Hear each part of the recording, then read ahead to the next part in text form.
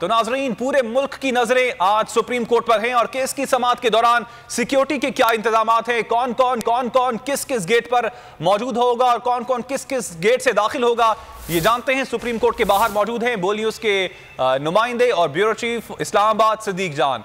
सिद्दीक, इस हवाले से आपके पास क्या इत्तलात हैं?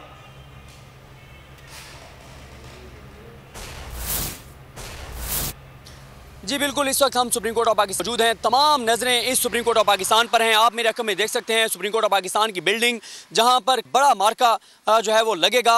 तमाम नज़रें सुप्रीम कोर्ट ऑफ पाकिस्तान पर होंगी और पंजाब हुकूमत के हमजा शहबाज के मुस्तकबिल का फैसला होगा।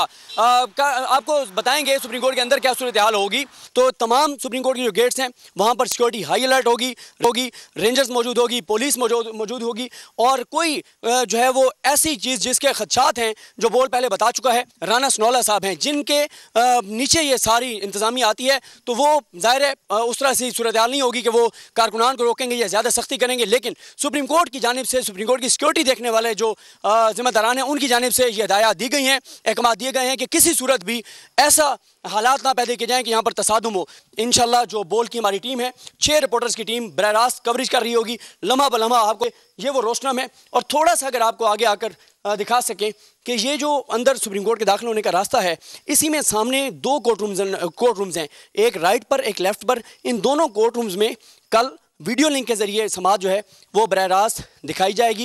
वो वीडियो लिंक के ज़रिए कोर्ट रूम नंबर 1 से इधर आ रही होगी, यहाँ पर देखी जा रही होगी और जो कोर्ट रूम नंबर 1 है वहाँ पे सिर्फ मखसूस अफराद को जाने की इजाज़त होगी। तो ये सुप्रीम कोर्ट का एरिया है, ये सुप्रीम कोर्ट का अहाता है।